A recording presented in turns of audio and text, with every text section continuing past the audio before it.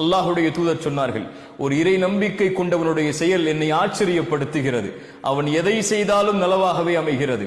ஏதாவது நலவை அல்லாஹ் அவனுடைய வாழ்வில் கொடுத்தால் என்ன சொல்லுவான் அவன்? அல்ஹம்துலில்லாஹ், அல்லாஹுக்கே எல்லா புகழும் என்று அல்லாஹுவை சார்வான். ஏன்? கொடுத்தவன் அவன்.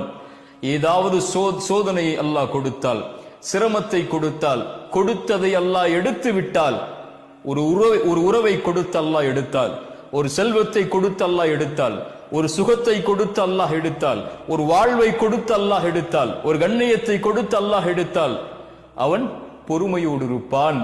அதுவும் அவனுக்கு நலவாகவே அமைகிறது என்று அல்லாஹுடைய தூதர் ஸல்லல்லாஹு அலைஹி வஸல்லம் சொன்னார்கள். சோதிக்கப்படுவான், சிரமப்படுத்தப்படுவான், ஒரு முடிவை அவன் எடுப்பான், அது நடக்காது. ஏதோ ஒரு முடிவு நடக்கும். அது யாருடைய முடிவு? அல்லாஹுடைய முடிவு. ஒரு மனிதன் முடிவெடுக்கிறான், அந்த மனிதனை படைத்த அல்லாஹ் ஒரு முடிவை எடுக்கிறான். எது சிறந்தது என் சகோதரனே? எது சிறந்தது என் சகோதரியே? வஅஸா அன் தக்ரஹு ஷைஅன் வஹுவ கைருல் லக்கும் வஅஸா அன் துஹிப்பு ஷைஅன் வஹுவ ஷர்ருல் லக்கும். ஒன்றை நீங்கள் வெறுப்பீர்கள், அது உங்களுக்கு நலவாகவே அமையும். ஒன்றை நீங்கள் நேசிப்பீர்கள், அது உங்களுக்கு தீயதாக இருக்கும். உங்களுடைய முடிவு எது சிறந்தது என்று உங்களுக்கு தெரியாது. ஆனால் வல்லாஹு யஅலம் வ அன்தும் லா தஅலமூன். அல்லாஹ் தான் அறிந்தவன், நீங்கள் அறிய மாட்டீர்கள்.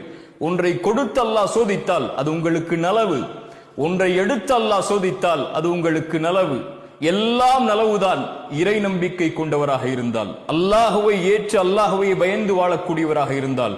எதை அல்லாஹ் அவனுடைய வாழ்வில் கொடுத்தாலும் இன்னா லில்லாஹ் வ இன்னா இலைஹி ராஜிஊன் வ பஷ்ஷிரிஸ் சாபிரீன்.